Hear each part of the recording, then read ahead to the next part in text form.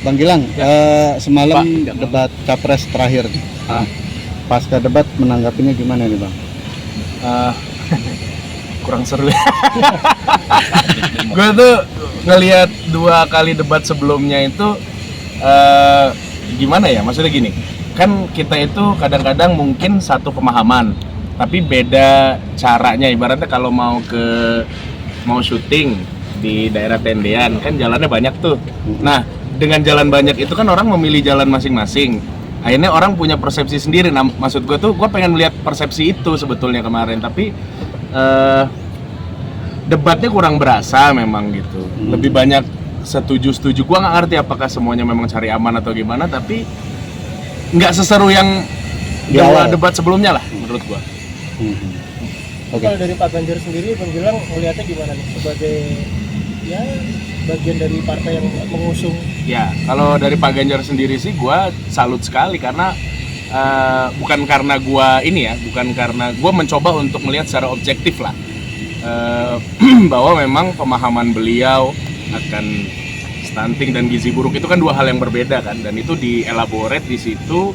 Kemudian juga bagaimana ide-ide brilian beliau ketika misalkan nanti terpilih menjadi presiden mengenai pendidikan, mengenai internet gratis yang tujuannya seperti apa, menurut gua sudah sangat tersampaikan dengan baik. Jadi Pak Ganjar itu sangat substansial kemarin. Terus mungkin sempat ngelihat juga tuh semalam Pak Ganjar juga ada nyentil dikit lah ke Pak Prabowo soal yang Pak Prabowo sempat ngasih opsi antara mau internet gratis atau makan gratis. Ya, walaupun Pak Prabowo akhirnya menjawab internet gratis boleh kan, kata Pak Prabowo gitu kan, tapi prioritasnya adalah makan gratis gitu. Nah, sebenarnya gue pengen lihat debat itu lebih dalam lagi sebetulnya. Gue pengen tahu alasan mendalam kenapa harus makan gratis, karena anggarannya kan 450 triliun. Anggaran sebesar itu maksud gue kalau alokasikan ke tempat yang lebih baik seperti gaji guru, gaji dosen, tenaga pengajar, atau hal-hal yang sifatnya pendidikan atau kesehatan mungkin akan lebih baik gitu loh. Karena gue tipikal orang secara pribadi, gue nggak mau ngasih ikan tapi gue mau ngasih pancingnya supaya orang bisa mancing sendiri gitu. Tapi Mas Dian sering kalau maksudnya untuk tanggal 14 besok sudah benar-benar menentukan. Sudah, gue dari awal memang ke ini paslon Ganjar Mahfud. Oh. Apa sosok apa Ya, sih di balik mereka kedua orang ini? Gini, Pak Mahfud itu kan satria hukum ya. Kita tahu dari Trias Politika semuanya dia udah pernah. Beliau tuh udah pernah di legislatif, di yudikatif, bahkan menjadi eksekutif. Jadi secara pengalaman dan pemahaman bernegara sangat lengkap. Pak Ganjar juga begitu, 10 tahun di legislatif, 10 tahun di eksekutif.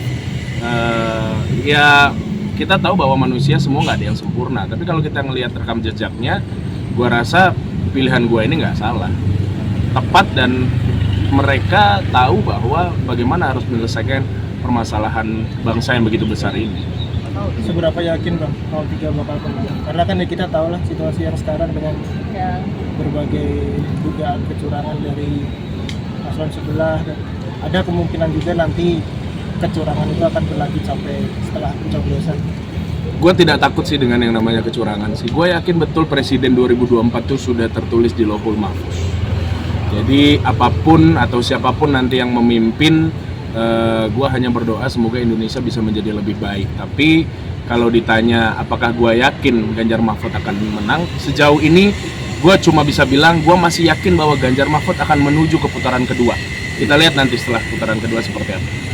Berarti optimis lolos ke putaran 2 ya, yang belum optimis untuk langsung menang 1 putaran. Pelan-pelan dulu lah. Gue bukan Tuhan juga, gue nggak bisa bilang kita akan menang.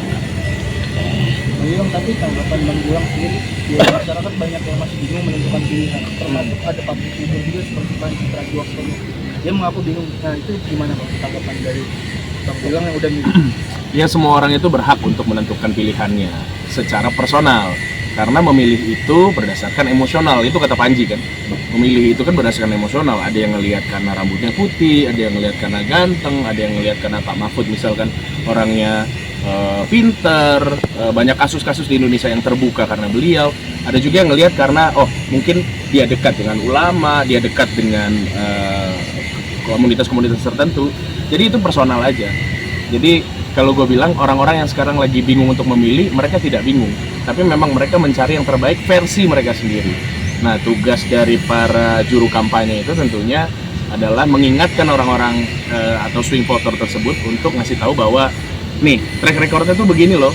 Ketika ditanya masalah apa, mampu untuk menjawab secara langsung, secara spontan, bukan cuma di forum-forum debat resmi, tapi juga ditanya misalkan door to door ditanya, atau mungkin kayak sekarang nih kayak begini ditanya apa dia bisa jawab, dia tahu permasalahan bangsa ini seperti apa. Jadi swing voter itu ya kita sebutnya swing voter itu biasanya mereka memang lagi memantau, tapi mereka pasti akan memilih.